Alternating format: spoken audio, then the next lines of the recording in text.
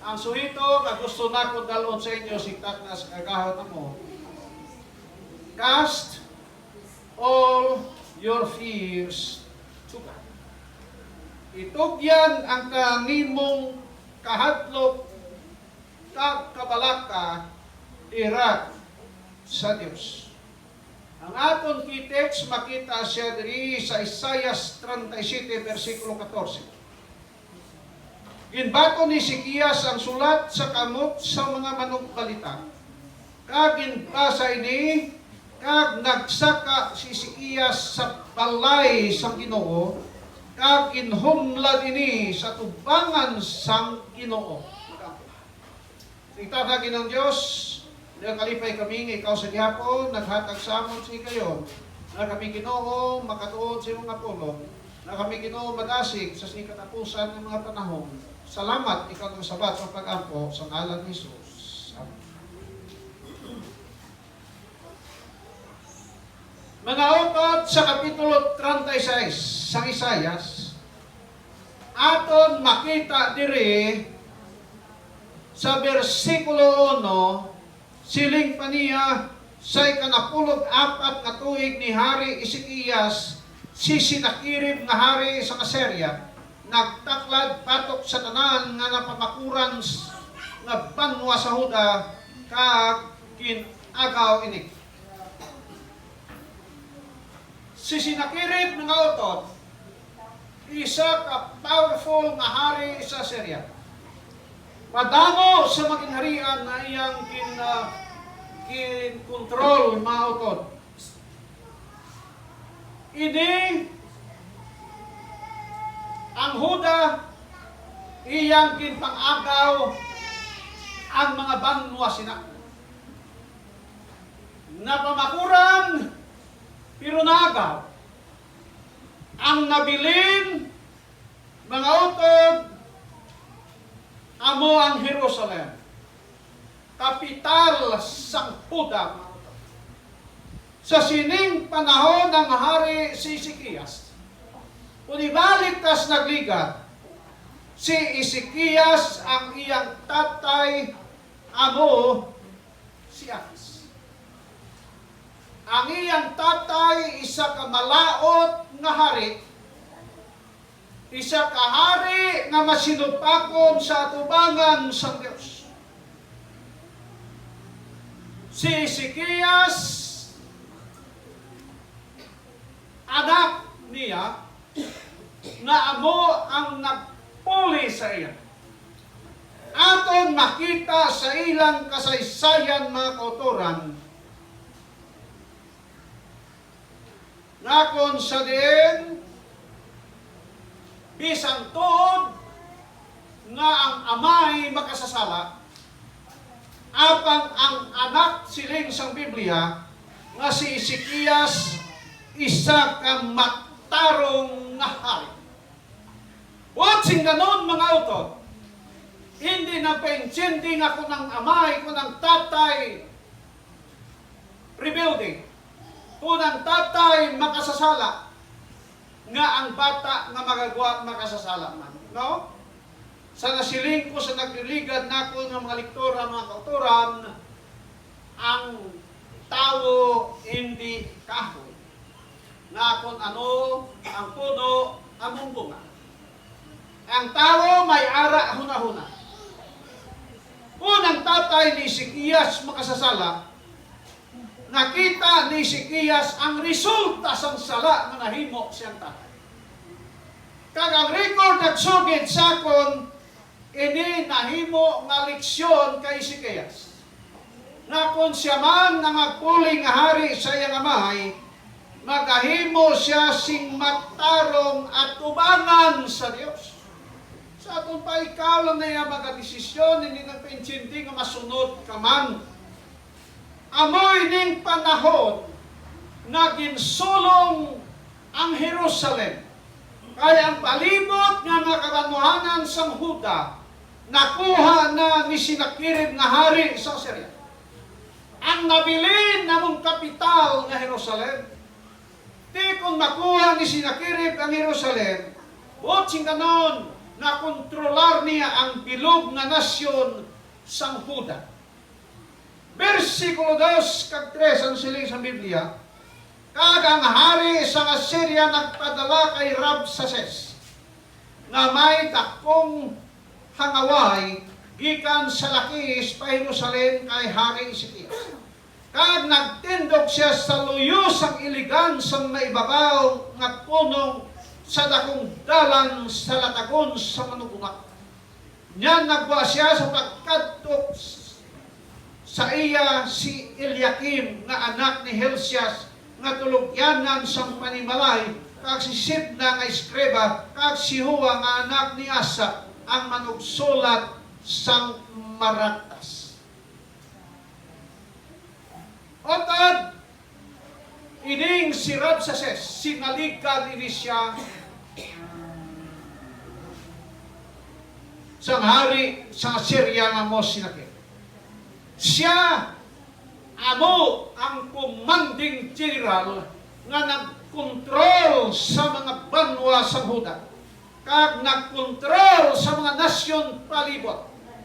Ay kabalo kamo talagsaman lang hari gid nga magaupod, ang iya lang man gid nga general amo magaupod, ang ay baladri sa aton sa Pilipinas sa pagsunod sa mga Hapon diri sa aton sa 1940 mga utot. Sino gani ang pinaka-head sang Japanese Imperial Forces nga nagsulod diri sa aton nasyon? Kabalo mo sino mga utot? Ha? Kabalo mo sino? Si General Yamashita. Siya ang leader nga nagsulod diri. Pero ang pinaka-leader gid sa Japan sa itong panahon amo sino? Si Emperor Hirohito mga utot. Ginpadala si Yamashita sa Pilipinas. Kag ang leader man sa mga Amerikanong soldado ginpadala diri, tandaan niyo sino? Si General Douglas MacArthur.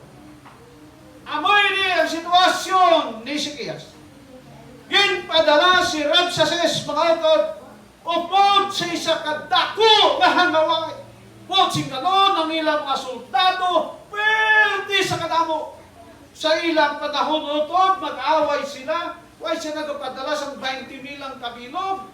Ang kalabanan sa ila, ining si Sinakirig, nagpadala sing soldado na 185,000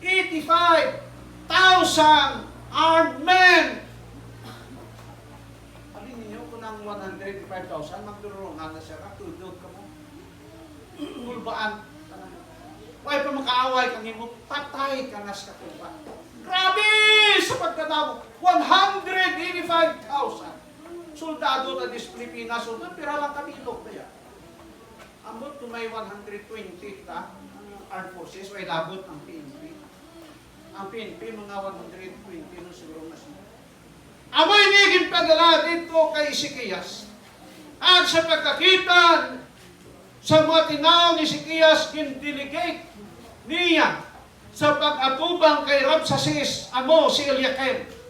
On si Eliakim, ano si Eliakim? Tulogyanan sang panimalay sang hari. Sunod, si Sibna. Si Sibna eskreba. Kag ang ikatlong opisyal, si Jowa, anak ni Asaf, ang manugsulat sang Maratas. Tingnan Maratas. Histories in English pa. O sing ganon, sa bisan ano nga panghitabo, ang writer ginasulat niya ang record kung ano ang natabo, amo gani nga may ara record sa libro sa hari. Kay may ara gid writer sina, bisan nagaginamo may writer gid sina mga tutura. Amo ni ang mga tao nga nagsugat kay Rabsaces samtang siya nagpadulong dito sa Jerusalem. Sa versikulo 4 kag 5, ginistorya ni Rabsaces ang tatlo ka mga opisyal sa Huda. Ang pamangkot ni Rabsaces ang musini. Si Rabsaces nagsiling, versikulo 4 kag 5, ano bala ang kinasaligan ni Ezekias? Kay man sa una na idalom na sila sa Assyria. Kag kung naidalom sila, nag-ipaintindi nga sila nagabayad sang buhis sa Assyria kanatoy. Karon siya ka, at si Hezekias, i-cut off niya magbayad sang buhis. Ang record ng siling, ano kuno ang ginasaligan ni Hezekias, nagunahuna bala nga ang laygay kag ang kusog sa inaway mga pulong lamang nga wala sing pulos, karon kag sino bala kay sino bala nagasalig nga magkabuhi sa ako. What si kanon mga utod? Kay si Hezekias way na naghatag buhis. Siling ni Sinakiret sunod sa kay Rabsaces. Din bala si Hezekias, sino bala ang magaluwas sa iya? Din siya nagsalig, kay sino siya nagsalig? Kuna-huna bala siya nga ang inaway madala lang sa mga laykay kag sing mga usog sa mga pulong lamang. Kabalo ka mo mga utod, sa inaway may ara gid sa ginatawag nga site, ano na tawag? Pinagi si mong pulong, maluyahan ng isa. Saywar, isaywar mo ang isa. Din, sino ang magaluwas kay Hezekias? Versikulo 7. Siling ni Rabsaces, kung ikaw nagasiling sa akon, kami nagasalig sa Ginoo nga amon Dios. Hindi bala amo siya ang iya mataas ng mga doog, kag ang iya mga halaran, kinkuha ni Hezekias kag nagsiling sa Huda kag sa Jerusalem, magsimba kamo sa tubangan sa halaran. Siling ni Rabsaces, si Hezekias pala nagasiling nga nagasalig siya sa Ginoo nga ilang Dios. Hindi bala ang ilang Dios may mga halaran kaging pangkuha ni Hezekias ini ang wala mahampi ni Rabsaces. Ay man kabalo kamo mga utod, panahon sa tatay ni Hezekias damo si mga halaran nga para kay Baal. Ang mga Hudyo nagasimba kay Baal. Pag-abot ni Hezekias, ang tanan nga halaran kinpangguba ni Hezekias tanan. Kay si Hezekias naghimo si isa ka masiling naton pagbag-o sang katawhan sang Huda. Gusto ni Hezekias nga mga tao sang Huda magasimba sa matuod nga Dios, hindi sa mga Diyos-Diyos. Kag ginpangguba ini sila tanan. Siling ni Rabsaces, ginpangguba ni Hezekias, ini sila tanan kag nagsiling nga sa Jerusalem, ang bukos ni Jerusalem magasimba sa sina nga halaran.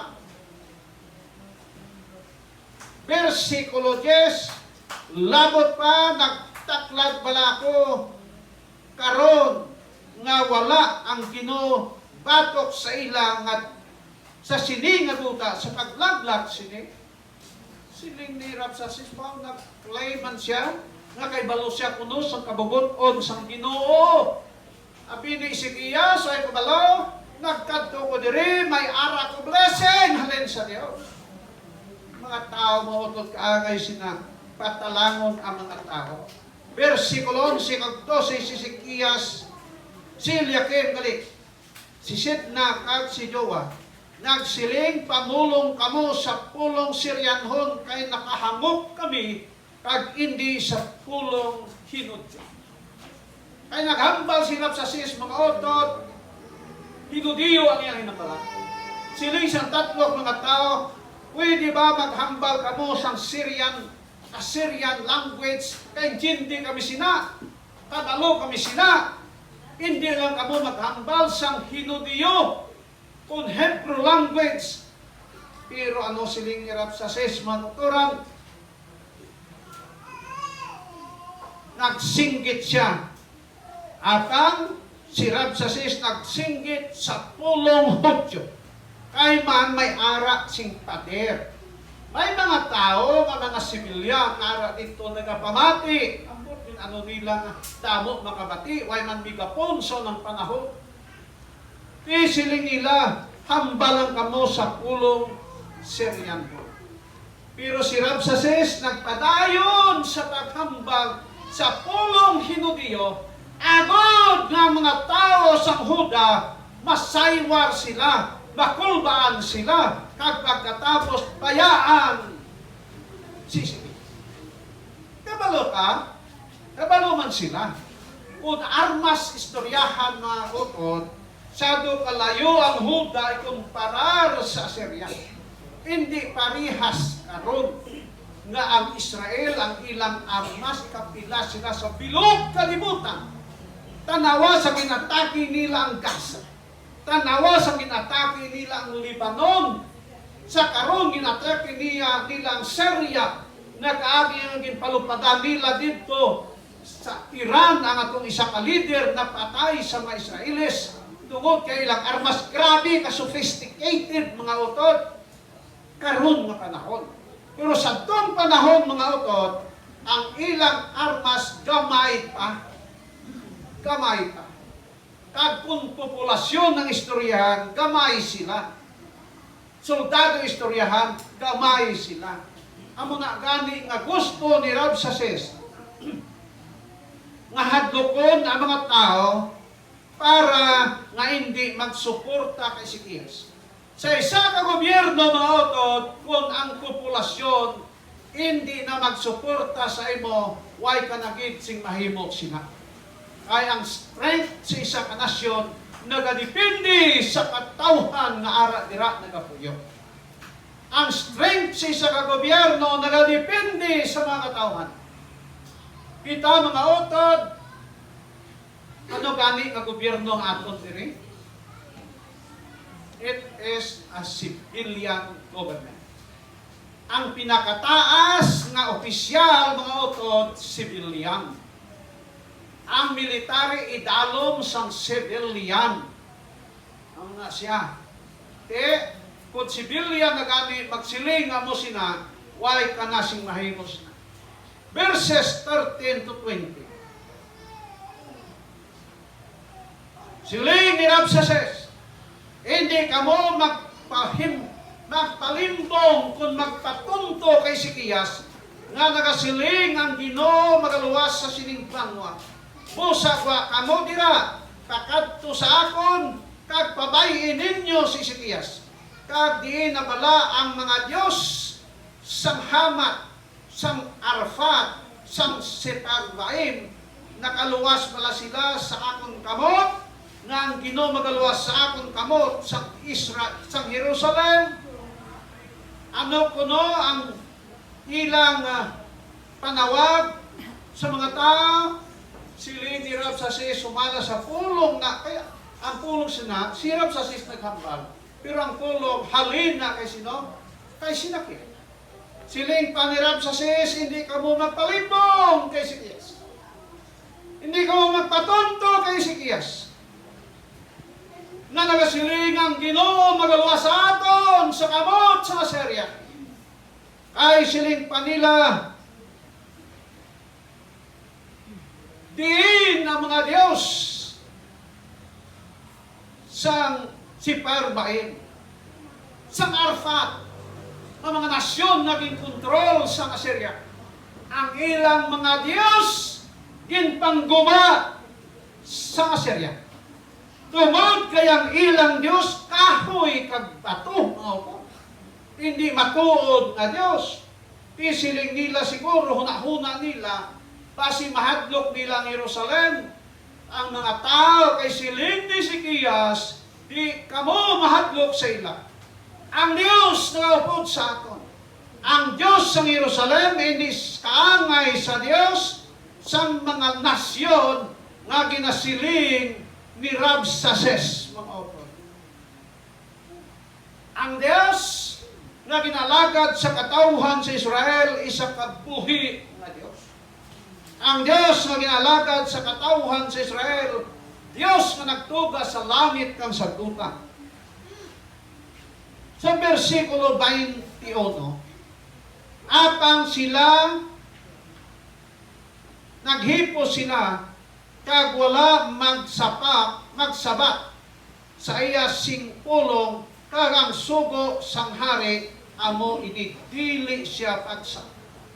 Damo si mga tao nakapamati. Damo nakabati. Pulong sa pagpahatlok sa ila. Pulong sa pagbiyay-biyay sa Diyos sa Israel. Pulong sa pagbiyay-biyay sa hari sa Israel kung sa Jerusalem. Apang ang mga tao nakabati lang. Pero siling ni Ezekias, hindi ninyo pagsabot. Nami, isang atas. Ano ko no? Hindi ninyo pagsabot. Kahit kung ginsabat pa to, damo na nga istorya ang apa. Ang mga gani nga kung may arat sing crisis, kung may arat sing problema, kung ang isa nagawara-wara, kaya hindi mo mapungkan ang baba, ano man ito ang solusyon? Hindi pagsabta. Pamayis ang iyang wara-wara. Hindi na magtanto nga sa adlaw, untat na. Ay mataan man na istorya. Pero kung sabtan mo to, ano lusot na? Parihas kamo nga mga bastos ng mga tao. Kanyang tao kasi wara-wara, may paduro tao, ano ng klase tao ko? Ha? Bastos. Kaya tawag disinte, hindi ka gidiya, magsagi ka. Tamo sina, kapinpakunduro mo tao. Kung may istorya ka, istoryahin lang. Duhalan ka mo. Ano na nga siling ni Ezekias, kung ano man ang ihambal nila, hindi ka mo magsabat, pabayis ang ginawakal. Kaya ang Diyos sa langit, nakabati kung ano ang ilang ginawakal. Kag ang Diyos sa langit, amo nakaibalo kung ano ang iyang pagabuhat. Busa, why ginagsabat kay Rabsaces? Verse 1 and 3, chapter 32 ng 37. Sang nakabaki si Ezekias nagsiling siya, ini among adlaw sa kalistanan, sang pagsabdong kag sang pagtakahuya, ay ang mga anak inugbunag kag wala sing kusog sa pagpakataw. Si Ezekias, mga utod, nagsiling siya sa atubangan sa Dios. Ginoo, amo na ini ang adlaw sa kalistanan sa katawhan sa Huda. Amo ining adlaw nga kung saan ginasabdong kami para kay Ezekias ang moralismo niya nakuha sa sining natabo mo nga sila ginasabdong kung ginasaway sang Ginoo kay may ara manggit sila sing madamo ng saytanan. Tuod ginaya. Si Ezekias utod ay siya mag-deny sa iyang mga saytanan. Si Ezekias ay mag-deny sa kasaypanan sa nasyon sa tubangan sa Diyos. Siling kaniya, panahon na ini sang kalistanan mga utod, sang pagsabdong kag sang pagpakahuyak. Pero bisan pa sa sina mga kauturan, si Ezekias way mag-respect sang ginhimo sa iyo. Ang iyang ginpalapitan amo ang Dios nila. Dito niya ginula ang tanan niyang kasubo at ubangan sa Dios.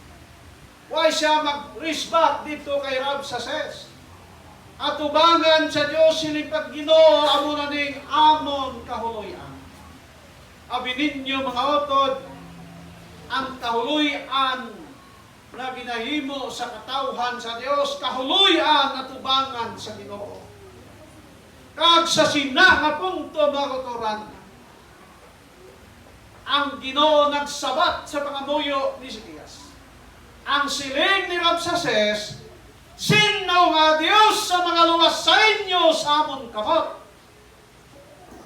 naluwas bala ang si Parbaim, naluwas bala ang mga pungsod sa ilang mga Diyos, kag kung sila wala maluwas sa ila Diyos, sino nga Diyos sa magaluwas sa inyo?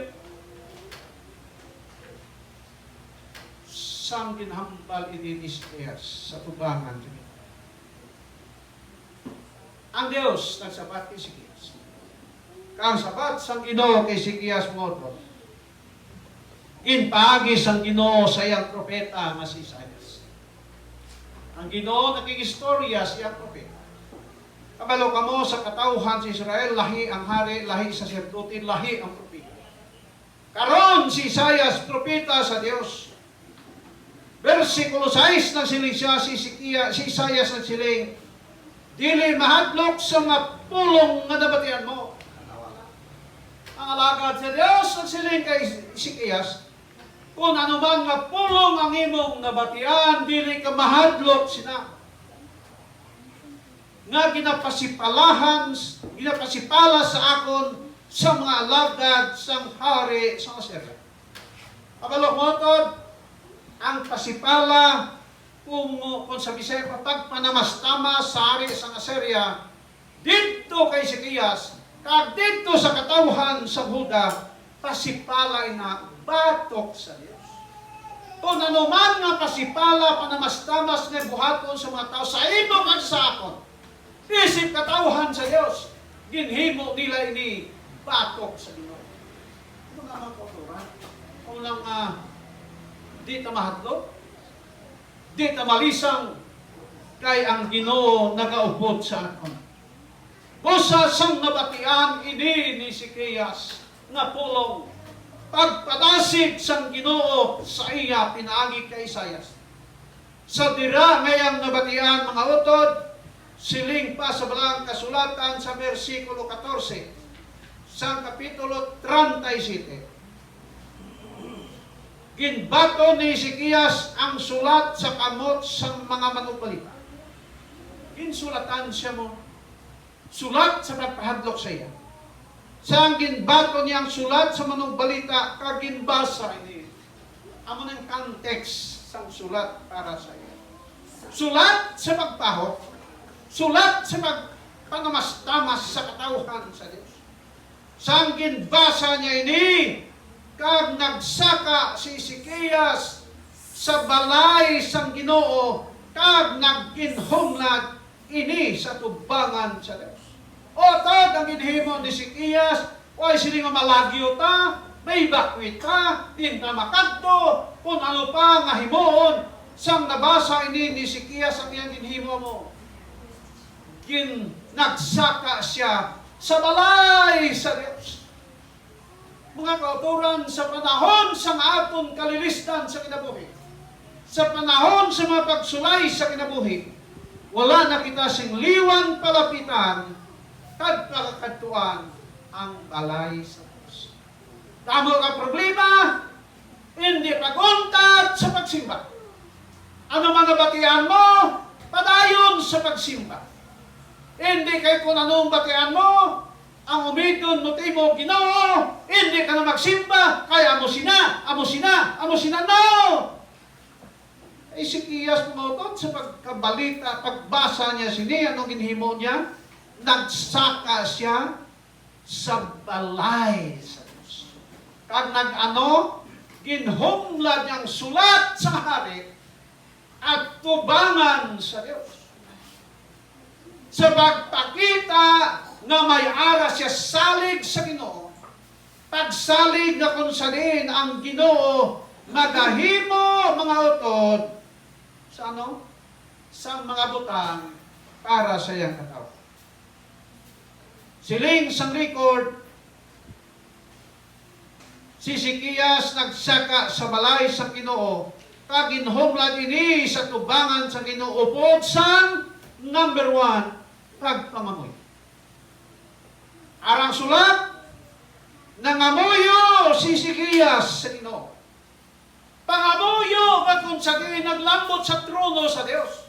Isa mga utod may pangamuyo, kita naway gani kalapos sa atok sa balay. Siya na. Way gani ka Abot sa atop sa balay. Pero ang pangamuyo ni Sikiyas, mga utod mo, nga naglambot sa ginarian sa mga langit. Number 2, upod sa pagtuo, tuhi ang Ginoo.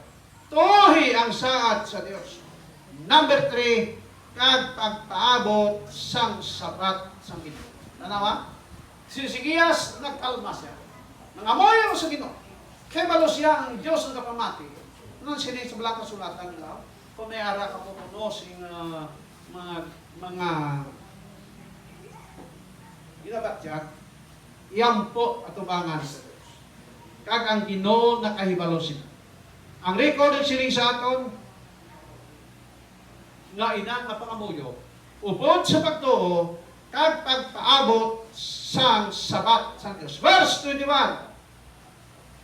34, ang 35. Si Sikiyas nagsiling, amo ini ang ginasiling sang Ginoo, o si Isayas. Sanglit nga nagpangamuyo ka, batok kay Sinakirik, nga hari isang Syria. Hindi siya makasulod sa sini nga banwa, kundi sa dalan nga ginagihan, makabalik siya kay apinan ko ining banwa sa pagluwas sini tungod sa akon kaugalingon kag tungod kay David nga akon alagad. Siling sang Ginoo pinaagi kay Isayas, hindi mahadlok 185,000 armed men ni Sinakirik. Hindi mahadlok kay apinan ko ini nga banwa, kag hindi sila makasulod sa Jerusalem. Naasin sa Ginoo tungod kay akon ini, tungod kay yari diri ang ngalan sa Dios, kag tungod kay David na akon alam. Pila na katustoy patay ni David, pero ginagamit sa Ginoo maot tungod kay David. Kay naaman si David isa ka tawo ang maminatuton sa Dios. Bisan kadamo sa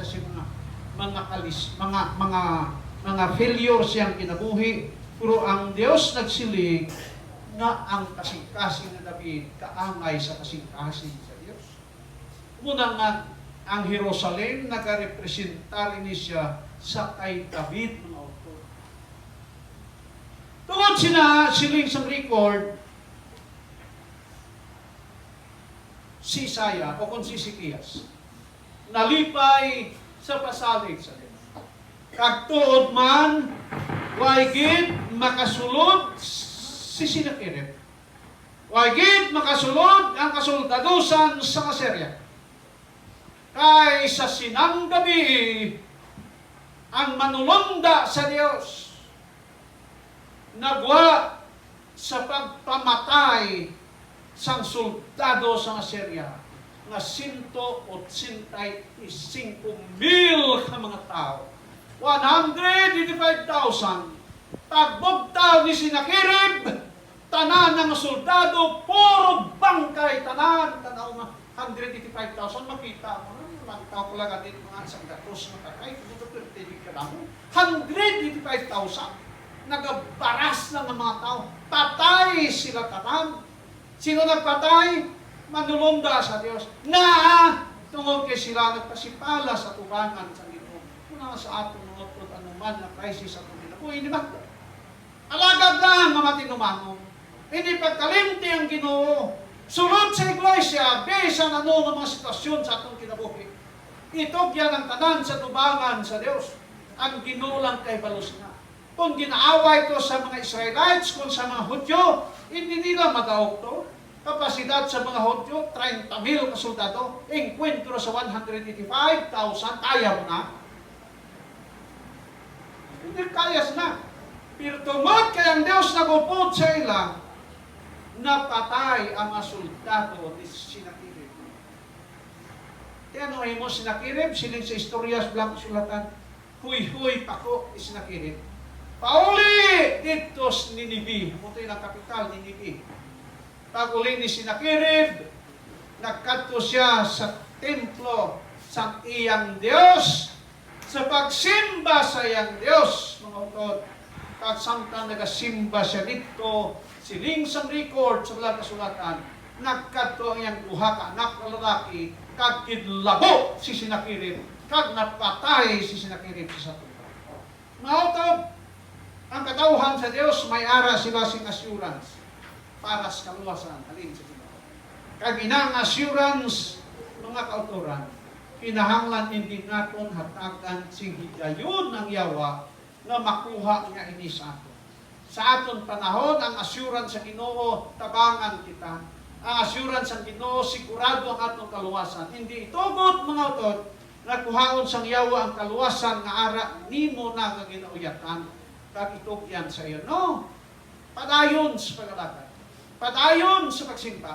Padayon sa pagtuman sa tanan nga buluhaton na ginasugo sa Ginoo. Kag pagsuporta sa iyang iglesia. Siling, cast all your fears to God. Ang Diyos, mahal sa Please subscribe. Please subscribe. Please subscribe. Please subscribe. Please subscribe. Please subscribe. Like, share, and subscribe. Please like, share, and comment because we value your opinion. And please click the notification bell below so you'll get updated with our latest video.